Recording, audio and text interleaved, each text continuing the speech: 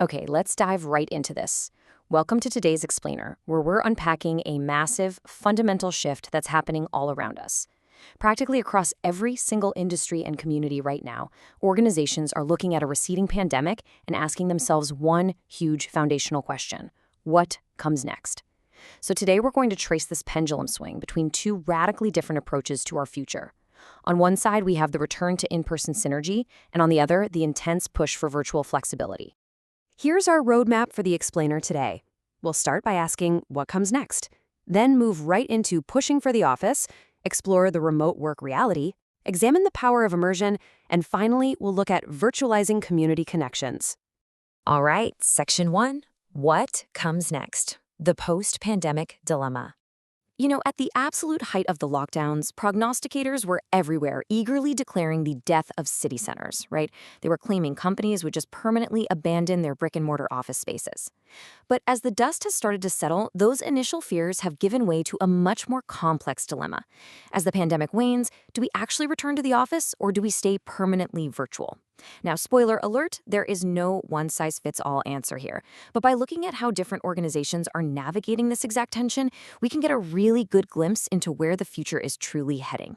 That brings us to Section 2, pushing for the office, mandates and mentorship. To see this tension in action, let's take a look at a tech company based in Chattanooga that made a very deliberate choice to completely reject the permanent work-from-home model. TextRequest, which makes text messaging software, saw their demand absolutely skyrocket by an incredible 400% in 2020. Driven by everyone's sudden need for virtual business connections and political traffic, their sales went completely through the roof. But what that meant in practice was they had to rapidly hire and train a bunch of new staff remotely during a chaotic, frightening, and honestly highly uncertain time. To understand the real human toll of that period, think about Jessica York. She's a content editor at TextRequest. Jessica found that working from home just completely blurred the boundaries of her life. See, she's both a commercial writer for her day job and a creative novelist.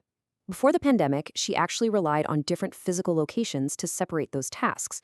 She'd finish her day job at the office, then head over to her favorite local coffee shop to write her fiction. When the lockdown erased those designated physical spaces, her creative writing took a massive nosedive. She even compared it to a track runner losing their absolute favorite pair of racing spikes. And on top of all that, she deeply missed that vital one-on-one time with her peers that really gave her a sense of professional belonging. So the crucial point here is that management was noticing these exact same disconnects.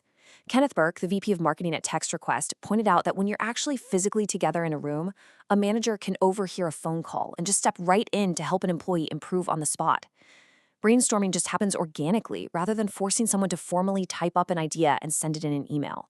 Recognizing that these relationships are best built in person, they didn't just ask their 22-member team to come back, they mandated it. They moved everyone into a brand new 7,200 square foot office right in the heart of downtown Chattanooga. But, this kind of mandate brings up a really fascinating contrast. It's like a giant tug of war. On one side, you have the legal reality. Tennessee employment law basically dictates that employers have the absolute right to choose where their employees work, as long as we're not talking about specific disability accommodations.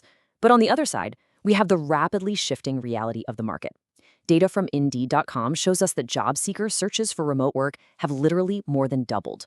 Employees are explicitly hunting for permanent remote positions, which creates this massive friction between employer mandates and what employees actually want. Let's shift gears to Section 3, the remote work reality, labor data and shifting priorities. Let's intentionally swing our pendulum to the other side now and analyze some of the macroeconomic data that's actively supporting permanent work-from-home setups. Labor economists have been watching closely to see what happens when economies reopen and cases drop. As we can see from this Indeed data looking at the UK, while the majority, about 61% of remote job postings are meant to be temporary, a staggering 39% are explicitly listed as permanently remote. To put that into perspective, that 39% represents a huge sustainable long-term increase from where we were pre-pandemic. It tells us that for a massive chunk of the economy, remote work isn't just a temporary band-aid anymore. It is the new permanent architecture of the business. And hey, this isn't just about crunching numbers. It's a fundamental cultural shift. This was actually captured perfectly recently by actor Matthew McConaughey. He made the great point that the necessity of the video call has basically rewired our culture. It allows professionals to span global time zones in a single morning and yet still sit down and have lunch with their family in their own kitchen at noon. It has fundamentally empowered people to prioritize what truly matters to them. So for hiring managers, the takeaway is crystal clear. If you want to stay competitive and actually acquire top talent today, flexible work environments aren't just a fun little perk anymore. They are literally what you are competing against. Moving on to Section 4, the power of immersion, learning on the job. Now, before we go completely writing off the traditional office as obsolete, we really need to examine how complex, high-stakes professions are handling the training of their newest members. And this brilliantly illustrates the other side of the coin. Take these summer associates at the prominent Chattanooga law firm Chambliss, Bonner, and Stoffel. For local firms like Chambliss or Miller and Martin, teaching fledgling lawyers the immense vastness and complexity of the law, it simply cannot be done effectively through a screen. It demands in-person immersion.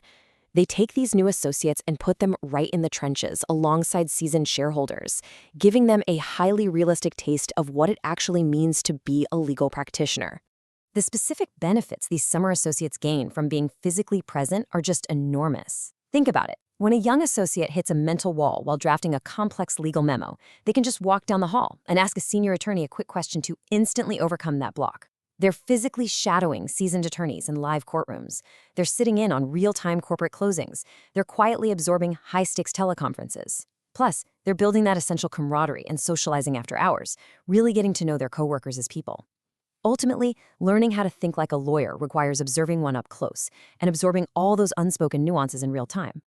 All right, Section 5, virtualizing community connections, expanding access through tech. So we've looked at the corporate office, but let's see how virtualization is being innovatively applied to public service and community building. Enter the Chattanooga Police Department's Virtual Ride-Along program. This is super cool. It was the brainchild of Officer Sydney Hammond. During her rookie year, she noticed this really troubling trend on social media where people were constantly talking at each other, but literally no one was actually listening. She realized that to create any real change, there had to be a new virtual middle ground, a dedicated space designed for open minds, an actual, genuine conversation between citizens and the officers who patrol their neighborhoods. Let's move to and see how this builds out, because the absolute brilliance of this new system is just its accessibility and its simplicity. It's quite literally a three-step process. First, a citizen registers with a standard Google email address. Second, they connect via Google Hangouts. And third, they ride along virtually. They get to converse directly with an officer on shift for up to an hour. They can ask questions, share really specific crime concerns about their own street, and learn about police policies. And they do the whole shebang from the safety and convenience of their own laptop. And why this matters is just profound. By virtualizing a traditionally physical experience, the police department has actually shattered long-standing barriers, making community connection far more inclusive. Seriously, think about it. A traditional ride-along excludes people with physical impairments. It induces anxiety for citizens who might want to talk to the police but are totally terrified of being suddenly thrust into a physical emergency situation. It takes hours that busy working parents just do not have, and it requires these strict background checks that deter a lot of people from even applying in the first place. This virtual ride-along bypasses all of that. It completely expands access and fosters relationships that simply would not exist otherwise. It's a real game changer. So as we wrap up our explainer today, we arrive right back where we started, but hopefully with a much clearer picture of the landscape. We've seen a tech company absolutely thrive by pulling everyone back together into a physical office. We've seen law firms heavily relying on the physical trenches of mentorship. And we've seen a police department innovating through virtual screens to build vital community trust.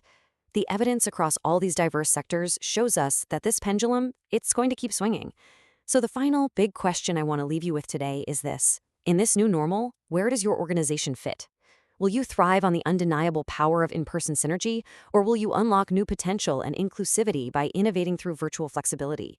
It really is the defining question of our time, and the answer is entirely up to you. Thank you so much for joining me on this explainer, and keep learning.